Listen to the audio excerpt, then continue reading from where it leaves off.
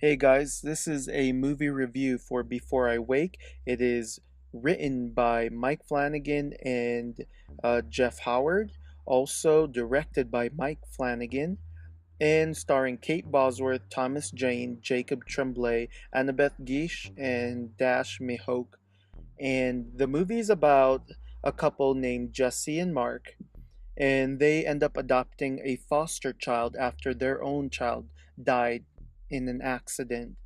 And of course, we'll find out what that accident is towards the middle of the film. Now, they kind of find out that the child they adopted, Cody, or that they're fostering anyways, has this remarkable ability that when he sleeps, things he dreams of comes into reality.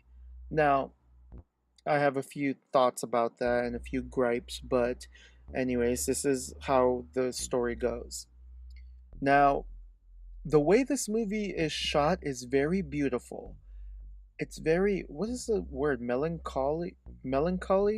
I like it leaves you with this feeling of like emptiness, but at the same time sadness, but at the same time as that um kind of carefulness, like you're not too quick to think, oh, this couple's gonna like they're gonna have a good life, I just know it. Like you're kind of walking in their footsteps while you're watching this movie, and that's actually a really good thing. It leaves you with this weird feeling. Now, my thing is, though, there's a lot of disjointed stuff going on in this movie. It's not fluid, at least in my opinion, anyways. Okay, so, of course, after they adopt this boy, the boy is very inquisitive. He is very charming and sweet, and he's asking them about the pictures in their house of their late boy, their late son, a son who had passed away. And first they're just kind of tiptoeing around the subject, but Kate's character Jessie is starting wants to kind of open up her heart to the boy, and so she does. And the boy goes to sleep, and Kate, okay, so not Kate, Jesse and Mark, while Cody's asleep, Jesse and Mark are down in the kitchen or in the living room just talking, and butterflies start flying in the living room. And then after that, their boy shows up, and it's kind of really cute and sweet, but at the same time, it's here is my problem with this movie. Okay, now I'm just kind of passionate. Now I've gotten my speed because I've seen this movie like maybe 2 months ago, so I'm a little bit kind of murky in the true details of everything, but I'll work with what we have in my mind. Um, Jesse and Mark, after seeing this specter of their child, and actually, after feeling, yes, they were able to hug and touch their boy. That's how powerful Cody's powers are. But after that, yes, you see a tear in their eyes. You see a tear in Jesse's eyes, and she's like, wait, what happened to our boy? Where is he? He's gone. But you don't feel like they're kind of in real world, a couple who's able to touch and see and feel their dead child will freak out, especially after the child disappears. They will freak out and probably have a nervous breakdown, not just a little tear in their eyes, but they will literally have a nervous breakdown. They will probably have to call the cops. I don't know, they'll call family members. They'll do all of these crazy things. We don't get that in this one. Just a tear and just a little, oh, where is he? But that's not believable. We need more than that. Anywho, so at first, that was just kind of like, whoa, what was that? And then that occurrence happens again. And this time, Kate or Jesse knows that it's because she's been telling Cody details about their son. And so every time Cody goes to sleep, their son comes down in exactly the detail that Jesse had told Cody. And so I like the playful not, I like the idea that Jesse is kind of addicted and kind of using Cody. I kind of love that, but they don't push the envelope enough.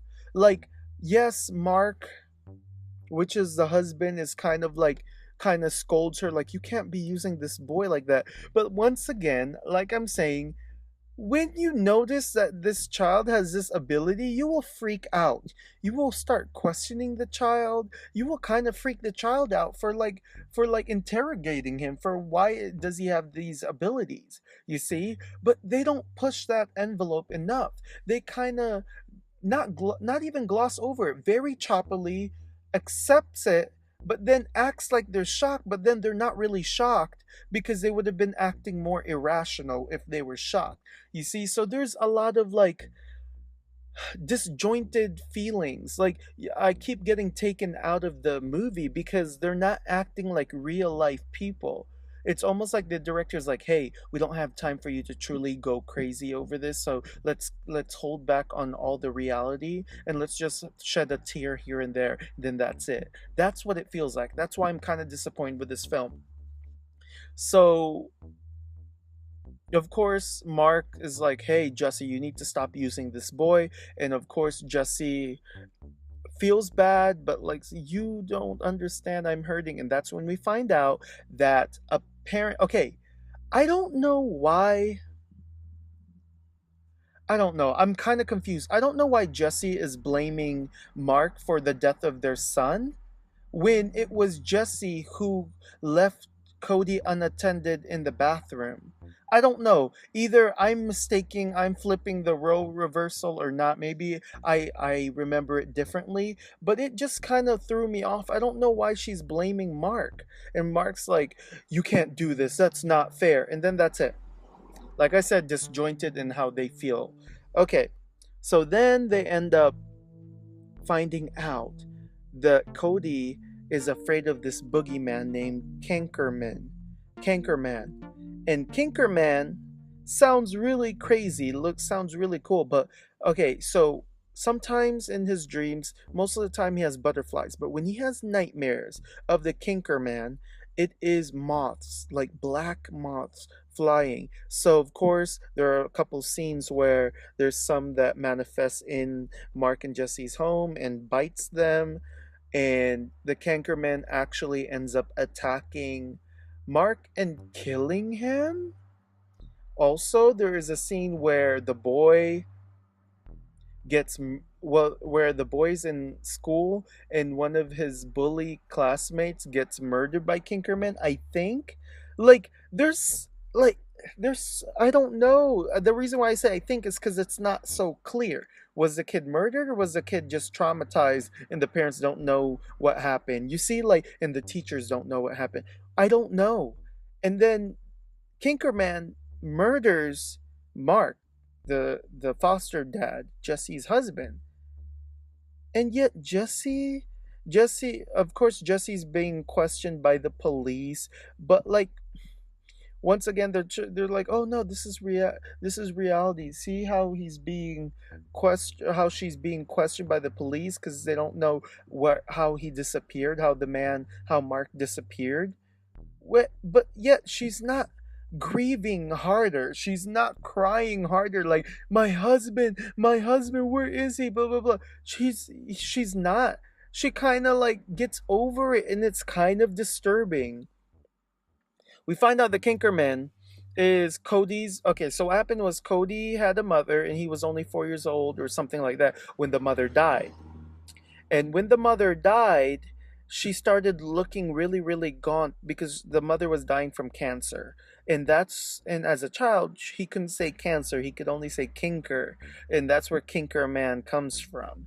But so the mom ended up looking weird and hollow and creepy, exactly like how Kinkerman looks like. So, and back then when he was a child, he loves butterflies, and the mom loved butterflies as well, and the child's father mysteriously died or something like that a long time ago, and so he only had a single parent, and when that single mom died, he was put in foster care, which leads me to believe, like, where's his family? Like, you see, this movie is, I don't it's just kind of upsetting, not upsetting, disappointing, because it's filmed in a very artistic sort of way, and the quietness is artistic, but it's disjointed. Anyways, at the end of the story, I'm not even gonna go about the other minor characters because they mean nothing really. No joke, they really mean nothing. They don't do anything to push the plot forward. So in the end, Kate Kate Bosworth. Oh, I can't even say that word. Her character Jessie ends up saving her son. Okay, the Kinkerman manifests into the real world and starts covering the hospital or the foster building or something like that. And Kate has to maneuver through all these creepy, haunted, monster looking things to help her adopted son. And once she helps her adopted son, the Kinkerman, I guess, like, dies. And I once again, I can't tell, does everyone that supposedly died by the Kinkerman's hand, do they all come back to life?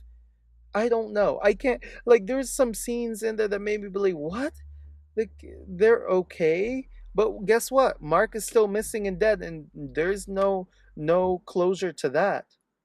Like, I don't get it, honestly. I don't get it. Anyways, this movie is gonna get a 3 out of 5 from me, because I give it a 3 because, you know what, they tried. Okay, I can't give it a 2 because a 2 would be kind of like a crappy movie on top of a crappy movie, and I just love the special effects. No, this is a 3 because I love the special effects. There were good actors in this movie, so they kind of gave what the director wanted them to give, so I don't blame them, and I know that they could push themselves further, but I'm sure the director was like, no, chill. um and of course the CGI effects pretty cool. So yeah, it's 3 out of 5.